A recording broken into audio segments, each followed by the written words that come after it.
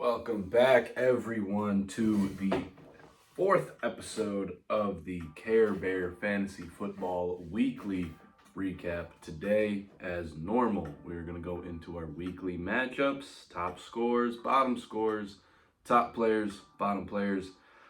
Take a look at good starts, bad starts, some missed starts. We'll hit on some injury news, the league board, no trade news this week again. But before all that, let's see how we went in week 4 of the NFL. Starting us off Thursday night was one of the only undefeated teams left in the NFL, the Miami Dolphins, going against the brand new Cincinnati White Bengals. Man, those uniforms were sharp. Love seeing those. We were in Ohio for that game, but before we mention anything from that game, let's go ahead and pour one out. Take a sip here for Tua Tagovailoa. He took a nasty hit. Well, the hit, in all honesty, was not too nasty, but what happened after was brutal.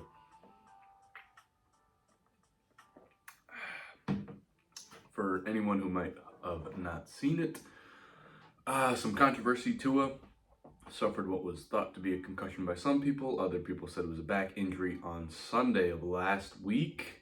4 days later, on Thursday, he was playing the game. That does not fit the concussion protocol, but he apparently did not suffer a concussion on Sunday again.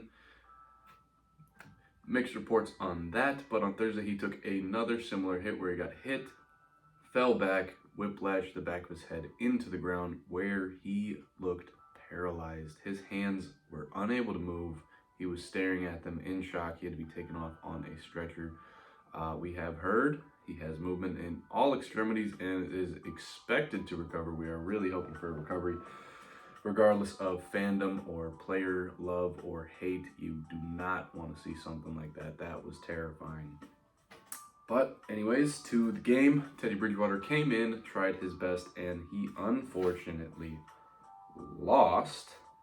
I do not have the final score here, but the Bengals did win. Some stuff to mention from that game is the Miami backfield has been a backfield of questions between Raheem Mostert and Chase Edmonds. Mostert looks like it's his backfield to lose as he outtouched Edmonds 17-7. While on the outside, Tyreek Hill bounced back from last week with 10 catches for 160 yards. While the Bengals, Joe Mixon, certified a workhorse. He got 28 touches, though he only amounted to 74 yards, but he salvaged his fantasy day with a touchdown. While this week's lead Bengal receiver, and we say lead Bengal receiver because every week it seems to be different, this week was T. Higgins with 7 catches, 124, and a tutty. Early morning Sunday in London, overseas game, 8:30. Vikings and Saints played. Saints were missing a whole mess of offensive starters with the QB Jameis Winston, running back Alvin Kamara, and receiver Mike Thomas. That could arguably be their 3 best offensive players or 3 most important if you want to look at it that way. Even down those starters, the Saints kept it close, but they lost 28-25 as Will Lutz hit a double doink to end the game. Cody Parkey is out there somewhere, and he is relieved. Jay Jetta's back after 2 back-to-back bad weeks. He had 10 catches for 147 and a rushing touchdown. While Adam Thielen had 8 for 72.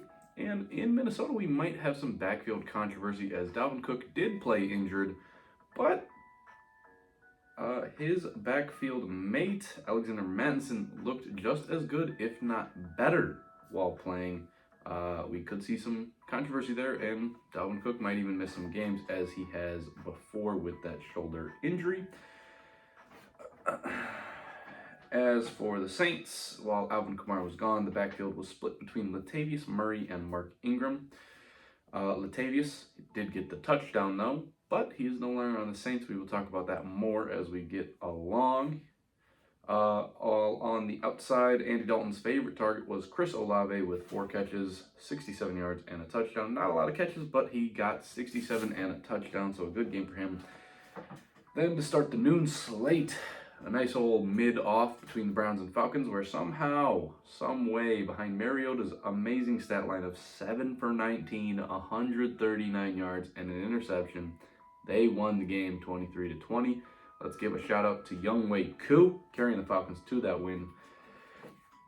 For the Falcons, we have some big news. Cordell Patterson, one of the lead backs this year, is on the IR, which means for weeks to come, rookie Tyler Algier alongside Caleb Huntley will be the lead backs. Damian Williams is coming off the IR week after week 5, so we could see him week 6, 7, 8, but we have to see.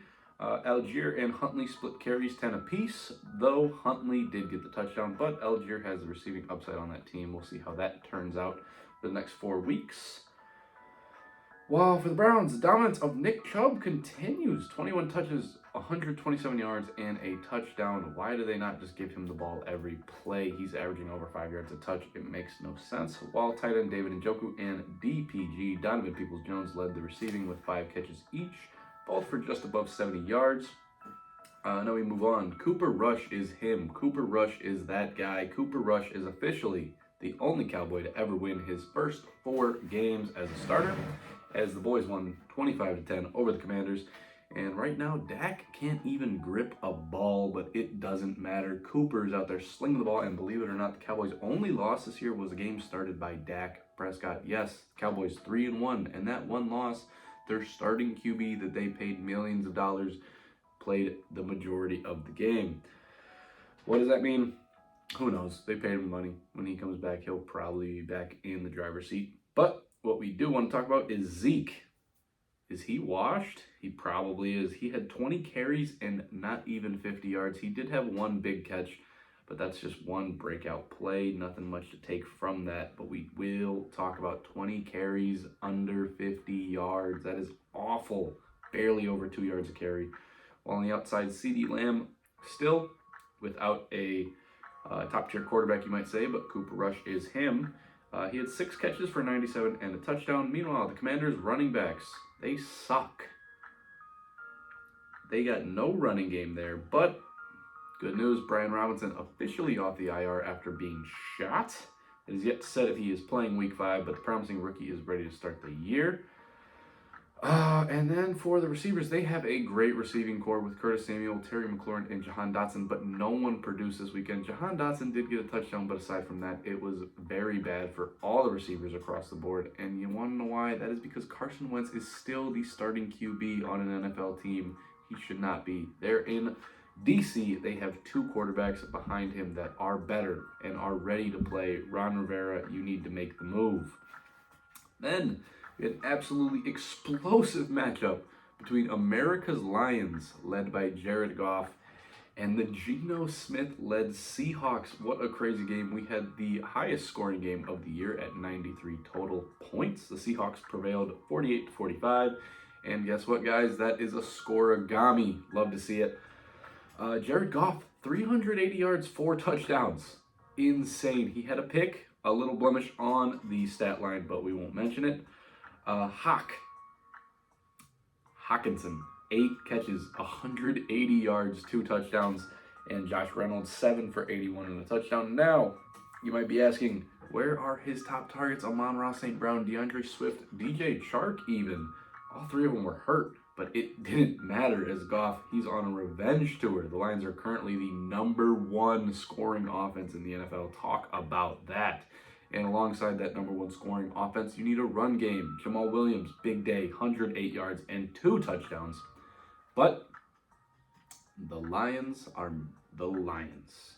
Aside from that #1 scoring offense, they have the number 32, yes, 32, last in the NFL in scoring defense. They gave up 48 points to Geno Smith.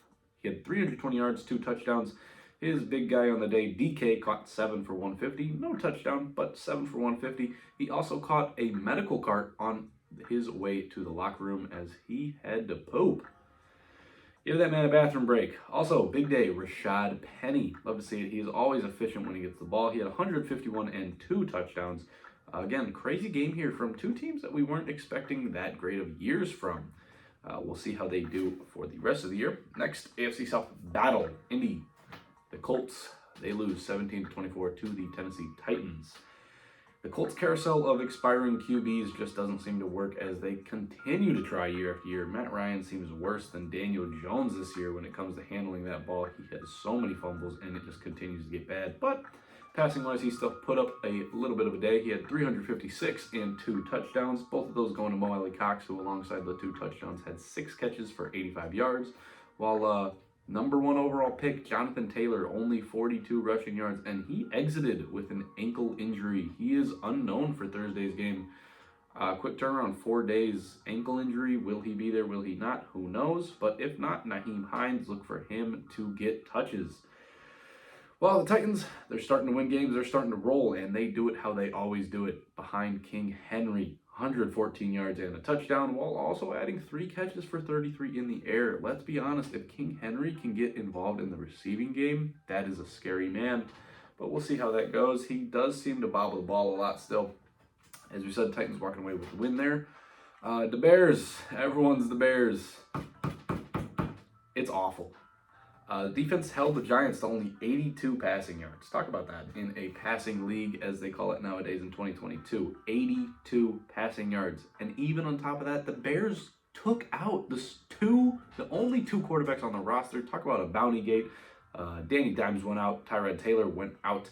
They had Saquon Barkley stepping in at QB. They were running the Wildcat offense, and they still lost 20-12 to the Giants. Though the run defense was pitiful. Saquon, 146 yards. Danny Dimes, 2 bootleg touchdowns, the exact same play, alongside 68 ground yards. That is a terrible run defense. Chicago needs to figure that out. Meanwhile, we want to congratulate Justin Fields. He hit the over on a historically low under-over on passing yards. They didn't have a single touchdown on the day. That is not good. Strictly field goals. But we're going to say hello and welcome to the fantasy world. Darnell Mooney, he had 4 catches, 94 yards, finally put up a double-digit game. Will he continue? Who knows, especially if the Bears continue with this heavy run game that they run and just poor offensive efficiency in general. They punt the ball quite a bit. And one of this past week's biggest waiver wire guys, Khalil Herbert, had 20 touches for 100 yards, but no touchdowns, as we said, for him, as the entire Bears roster didn't have a touchdown. Lastly, shout out to everyone watching. All of us put up the exact same stat line as Kenny Golladay. Kenny Golladay, he's getting a bigger bag than more than half of the starting QBs in the league just to get out there and run a little bit of cardio. 0 targets, 0 catches, 0 yards. You know, me, you, we put up the same stat line, but here's the difference. He's getting paid, we're not. Would love to be in his shoes. This week's game of the week, Eagles-Jags. Scary start for the undefeated Eagles as the Jaguars went up 14-0 quickly, but the Eagles came back to win 29-21, and they remain the team's only undefeated team. The defense stepped up big time, probably won the game. They forced 5 turnovers in a rainy day game, all of them coming from Trevor Lawrence. He had 4 fumbles and an interception. That is terrible. And the offensive hero for the Eagles, Miles Sanders, 156 total yards and 2 touchdowns. Other big days out there were Arthur Wan with 5 for 95 and Goddard with 5 for 72. As for the Jags, tough day in the rain, as we said. Trev, 5 turnovers, don't want to see that. No one big on the Jags that you would expect. ETN got the same amount of touches as James Robinson. That might be something to look at. Christian Kirk was nowhere out there. He had 2 catches. Zay Jones, not much. Evan Ingram, not much. But Jamal Agnew, what are we saying? He had 4 catches for 50 yards and 2 touchdowns. Though it wasn't enough to beat the Eagles. 4-0, baby. Let's fly. Only team left, as we said. Then we have the Steelers versus the Jets in Zach Wilson's return. He led a 24-20 win, throwing a touchdown, catching a touchdown, and hitting a gritty. Love to see it, and he loves seeing moms. Also, Breece Hall looks like the RB1 in New York, out-touching Carter 19-11. That's not crazy differential, but it is worth mentioning. Hall had 78 yards and a touchdown, while Carter only had 29 yards. Meanwhile, Garrett Wilson, is he a nobody without old man Joe? Only 2 targets for him, while Corey Davis led the receivers with 5 for 74 and a touchdown. As for Pittsburgh, it is a very sad day as we say goodbye to the MVP, Mitch Trubisky. He was benched for the foreseeable future as Mr. Kenny Pickett has arrived, and he is labeled as QB1 on the depth chart moving forward. He attempted to come back. He had 2 touchdowns on the ground, 2 rushing touchdowns from a rookie QB. But in the air, 3 interceptions in a single half. Is he really the answer? Is Mitch Trubisky really the problem? 3 interceptions in a half. That's not something you want to see, especially from a guy that's supposed to be your future franchise quarterback. Meanwhile, one of the top fantasy picks this year, Najee Harris, had 18 rushes for 74 yards. He is the bona fide RB1 there. But one thing he capitalized on a lot last year was touches. Touches. Not only running the ball, but getting his dump offs. He had 0 targets Sunday. That is brutal. That is not something we want to see. But with Mr. Pickett coming along, maybe he targets the running backs more. Maybe he's okay with dumping the ball off, but maybe he just slings it down the field. And that's why we might be looking at some Steelers receivers coming up in the waiver wire. Mr. Menace himself, George Pickens, had 6 for 102. And the Muth had 7 for 85. As I said, look for the Steelers receivers to be more relevant with Pickett at the helm. We'll see how that goes. Though, as we said, is Mitch really the problem? Is Pickett the answer? Who knows? Matt Canada is still there as the OC, and he has a lot of questions around him. What's new in the league? The Ravens blew another big lead at home. Same old. John Harbaugh not kicking field goals. They lose to the Bills 23-20. In what has easily been Lamar Jackson's worst game of the year, he only had 217 total yards and a touchdown, but he had 2 interceptions. But we happily get to say, welcome back, J.K. Dobbins. Love to see it. He had 17 touches yesterday, only for 63 yards, but he had 2 touchdowns. Love to see that. We hope he stays healthy, as when he is healthy, he is one of the league's most efficient running backs, if not the most efficient running back when he gets the ball. Meanwhile, the Bills, it seems like they won strictly from Josh Allen. He had 283 total yards, obviously the leading passer, but the leading rusher as well. He had 70 on the ground, 2 touchdowns, and they were able to win late there. Moving on, afternoon, Chargers 34, Texans 24.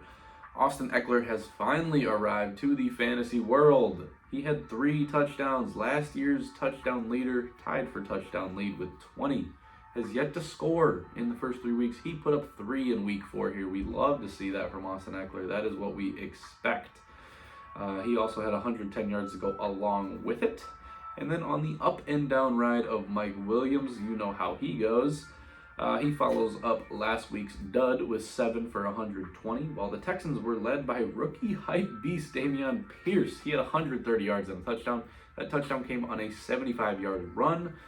So aside from that, he only had 55 rushing yards on like 13 carries or so. So it's not terrible averages, but you know, that one outlier is a big deal. Without that, he had not the most fantasy relevant day. But we do want to say he was the only Texans player to run the ball, not even a QB scramble in that game. He is the only Texans player to log a rush attempt. Meanwhile, the other running back, or shall we say receiving back, Sexy Rexy, had 5 catches for a touchdown. And Mr. Underrated, undervalued, overlooked himself, Brandon Cooks, had 7 for 57 and a touchdown, but it just wasn't enough to beat the Chargers. Cardinals, Panthers, snooze fest here. 26-16 in favor of the Cardinals, but this one stunk. Marquise Brown had 6 for 88 and a touchdown. McCaffrey had 17 touches for 108 and a touchdown. Good news for McCaffrey. He is finally being used in the passing game. He had 9 catches. But maybe Odell Sr. was right. Baker so far has the worst QBR of any starting QB in the NFL. Better get it together, or when Sam Darnold comes back, he's taking the job back, maybe, who knows. don't want to see him either. But Green Bay, New England in a matchup of one of the great QBs of recent history and one of the greatest coaches of all time. We went to OT. Bill Belichick, one of the greatest coaches of all time, as we said, somehow had a third-string quarterback dueling with Aaron Rodgers, Bailey Zappi running the show. Though the Pats stayed close, they just leaned on the running game, a split between Harris and Stevenson. Together they had 152 yards and a touchdown. While across from them, the other running back pair, one of the best in the league, if not the best, Aaron Jones had 115 yards, A.J. Dillon 84. Meanwhile, out wide, Allen Lazard led the team with 6 for 116, while Dobbs and Tonyan were your touchdown guys. Las Vegas versus Denver. The Raiders, the only team left winless, but Josh Jacobs decided he had enough. Derek Carr didn't do too much this game, but Jacobs had 175 yards, 2 touchdowns. Meanwhile, on the outside, Devontae caught 9 for 101. Meanwhile, Russ, is he finally cooking? Is Mr. Unlimited finally out of his shell? He had 266 total yards and 3 total touchdowns. All top 3 Broncos receivers had over 50 yards, though Judy and Sutton were your touchdown scorers there. And again, we are going to take another sip. We're going to pour another one out for a young up-and-coming star, Javonte Williams. He tore his ACL. We wish him a speedy recovery. He is going to be out for the rest of the year. Hate to see that. Hate to see young stars go down. Hate to see injuries in general. But in the meantime, look for Melvin Gordon, Mike Boone, and newly added Latavius Murray to run the show. You would think it's Melvin Gordon's job to lose, but he might have already lost it. He has 4 fumbles on the year, averaging a fumble per game. That is not something you want from your starting running back. The night game, a battle of past versus future.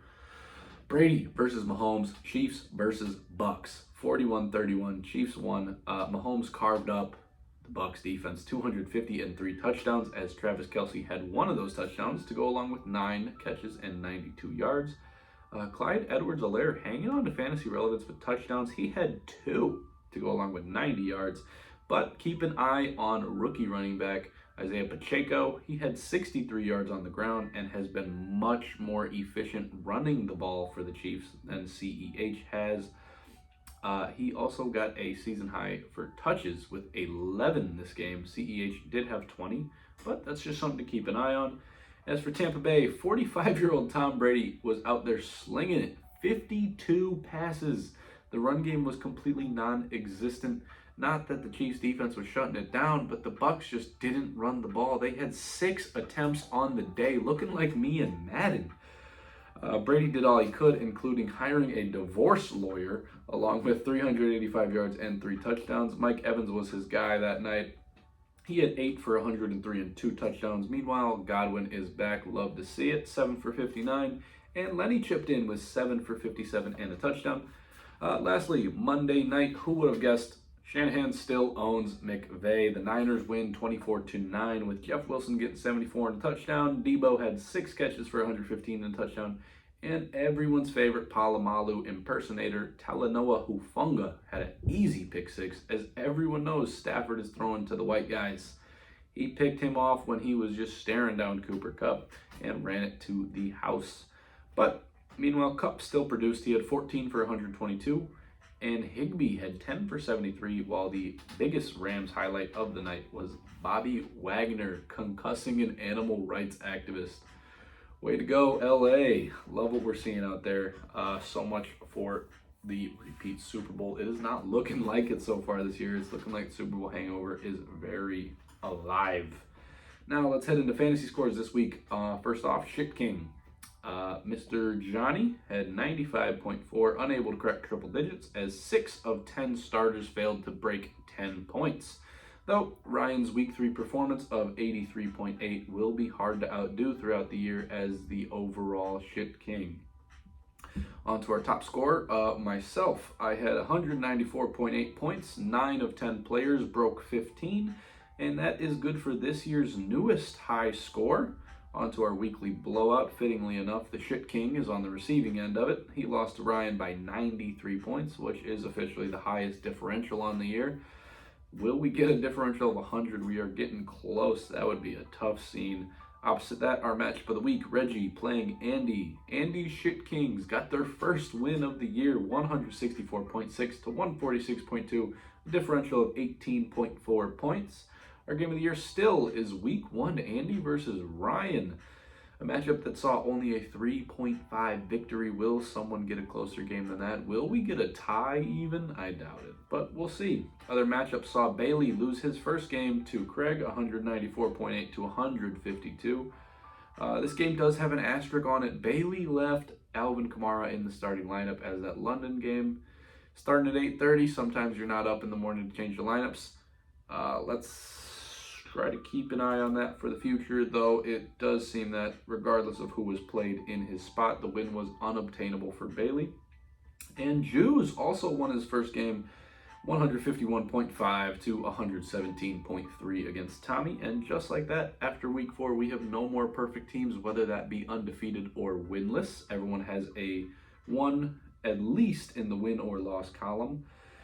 On to our top players this week at QB. The QB5 on the year, Jared Goff. The revenge tour is real. He had 33.2 points. Not far behind was Geno Smith as the only other QB to crack 30.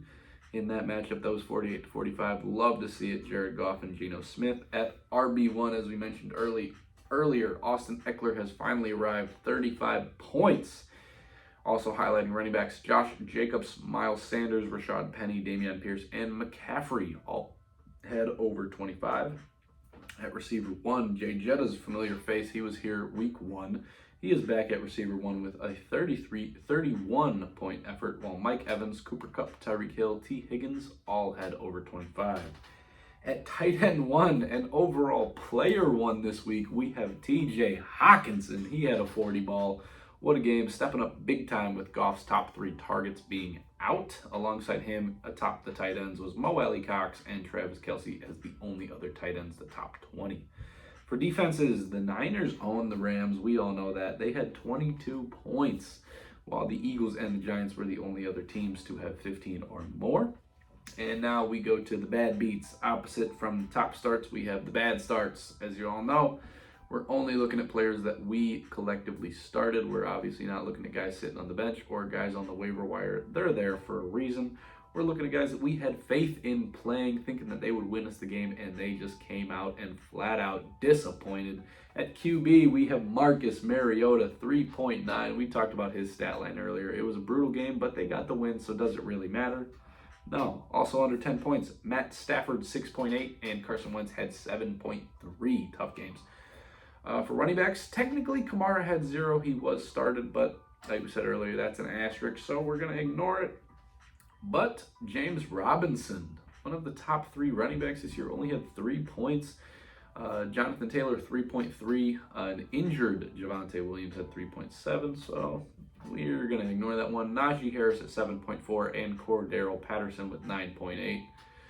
He played the majority of the game, but as we said, he is now on the IR. At the receivers, Amari Cooper had 1.9, followed by Gabe Davis at 2.3, Scary Terry at 3.5, Drake London 3.7, Deontay Dropson 4.2, Jalen Waddle 5.9, Michael Pittman 6.1, and Christian Kirk 8.3. All of those guys under 10 points. All of those guys are expected to be top receivers, so what's going on there?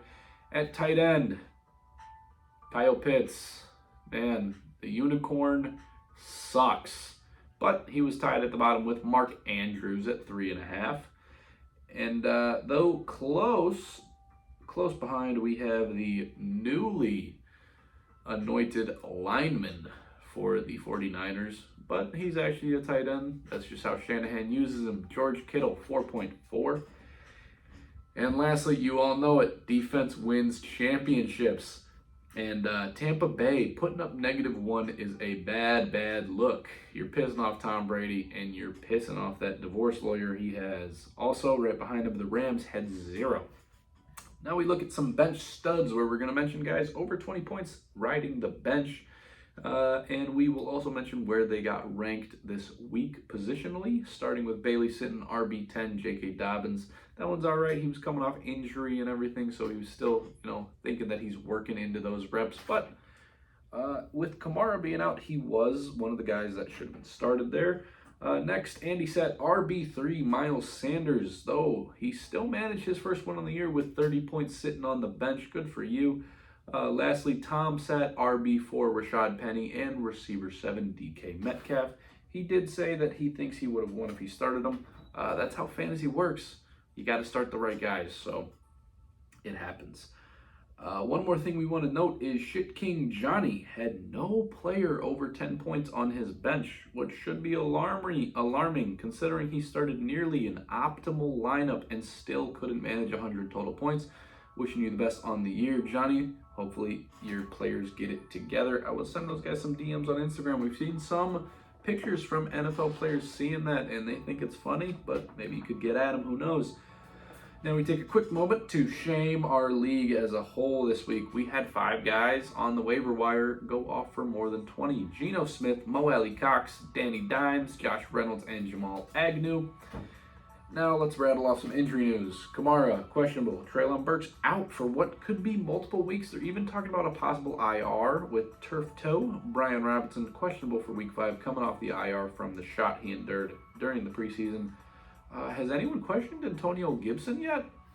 Or are we just going to ignore the fact that Robinson got shot and Antonio Gibson was a little angry about losing his job? But, oh well, we'll just ignore that for now. David Montgomery still questionable with that ankle and knee injury. As we said earlier, Javonte Williams officially out for the year with torn ACL. Hate to see it. Can't guard Mike, questionable. Tua Tagovailoa out indefinitely. McDaniel has yet to announce a timetable for him. Again, we are wishing him the best. That was a scary scene on Thursday night. Never want to see that again. Jonathan Taylor, questionable. As we said, the Colts play Thursday night, so expect to see lots of Naheem even if he does play because he is probably going to be on a snap count. Mr. Unlimited Russell Wilson was labeled on the injury list this week at practice. Julio Jones questionable still. T. Higgins questionable. Amon-Ra St. Brown questionable. Hunter Renfrow questionable. DeAndre Swift, they're talking about holding him out till after the week 6 bye, so we should be expecting to see him week 7. Rashad Bateman questionable. Jacoby Myers questionable. Jamison Crowder out indefinitely with a broken ankle. He's going to be on the IR. Might not even see him for the rest of the year. Who knows? Dak Prescott still out and has still yet to be able to grip a ball. As we said earlier, Cooper Rush itching to steal that job. He's looking good. Cowboys are 3-0 with him starting this year. DJ Chark questionable. Jameis Winston questionable. Gus Edwards out, but returning to practice this week. Love to see it. And lastly, as we mentioned, Cordarrelle Patterson out at least 4 weeks as he is now on the IR. On to our league board, and man, you guys love writing the stories. First off, let's go to Tom. I'm sorry, God, please stop punishing me. Also, Bailey, do you feel like a man when you hit her? And an angry face. Also from Tom, if I don't win this week, I'm going to kill myself. Great. Next, we have a new face on the league board, Johnny. Ryan, that was the luckiest week of your life, scoring 188 points. I'd just like to intervene here, holding the league board, and I'd like to state that you were the shit king this week, meaning that if you played anyone else, any of the 6 other possible opponents, you just took 6 other different L's. So I'm not sure how Ryan being lucky really matters too much, as you were just very unlucky. Andy, by the good grace and motivation set forth by thy Thomas Lacey, I have finally won my first game. Reggie should be disappointed. Shots. And I can happily announce that I am not killing myself this week. That being said, Ryan is still the shit king, LOL. Also, Kirk Cousins gritty. And lastly, Ryan, it's just a smiley face. That's all he wanted to say this week. He put a smiley face. He's happy he won. He is happy he was one of the top scorers this week. Now let's look ahead at our Week 5 fantasy schedule. We are past Week 4, heading on to Week 5, and in an 8-man league, we are now going out of division matchups. So starting off, we have Craig's 3-1 Little Uzi Hurts playing Andy's 1-3 Shit Kings. Ryan's 2-2, the worst team ever, versus Reggie's 2-2 South Memphis Taint Destroyers. Tommy's 2-2 Racing with Rugs versus Johnny's 2-2 Four Loco for Life. Bailey's 3-1 McAfrican Americans versus Justin's 1-3 Team Laporte. A lot of good matchups there. As we said, no one is undefeated or winless anymore, so it's looking like the standings are shaping out. Lastly, let's take a look ahead at the Week 5 NFL schedule. Thursday night, Colts visited Mile High to play Mr. Unlimited and the Broncos. Sunday morning in London, the Giants, who may not have a QB, play the Packers. And let's not forget lineups this week. That is a 8:30 a.m. start time, so any questionable Packers or Giants players you're looking at, keep an eye out. The noon slate has Kenny Pickett's first start as a Steeler and first start in the NFL visiting Buffalo. Prayers to Kenny Pickett, expecting a blowout there. The Chargers are in town for a massage as they are going to Cleveland to play the Browns. The Bears, can we hit 200 passing yards? Who knows? They're going to Minnesota to play the Vikings. America's Lions head to Foxborough to play who knows at QB for the Patriots. Mac Jones might play. Brian Hoyer maybe. Bailey Zappi, who knows? Maybe the Lions can hold the team to under 20 for once. We'll see what happens there. Seattle is going to New Orleans. That's going to be a mid-game. Teddy Bridgewater takes control as the Dolphins are playing in Jersey against the Jets. That's an AFC East matchup. Atlanta heading to Tampa Bay to play a Tom Brady on the verge of divorce. My condolences to Falcon fans everywhere. I think Brady is going to be on a different level this Sunday. He is pissed off. Tennessee looking to keep rolling as they head to the nation's capital and play the Commanders. Expecting a big game from Derrick Henry, as that is the only way Tennessee ever wins, is big games from Derrick Henry. Houston is going to go to Florida to play the dangerous Jaguars. That's a little funny to say, but the Jaguars look good. In the afternoon schedule, we only got 3 games. We got San Fran going to Carolina, where that defense should dominate, one of the worst quarterbacks in the NFL as of right now. Dallas going to LA, where Cooper Rush may take his first loss playing an angry McVay and an angry Rams team. And then the undefeated Eagles are heading to Arizona in a battle of the birds. Sunday night is our game of the week. We have the Bengals playing the Ravens, 2-2-2 teams who are probably better than their record says. Which young QB will lead their team out of mediocrity and to 3-2 in an AFC North showdown? That division is up for grabs. Anyone could take it still. And lastly, Monday night, we have the Raiders in Missouri taking on Mahomes and the Chiefs. Expecting a blowout on the Chiefs' part, but who knows? These AFC West matchups get a little goofy. Derek Carr can always turn out. Josh Jacobs could pull another one, 175 yards and 2 touchdowns, but we will see. That is going to be it for this Tuesday, and we will see you next week. Have a good one.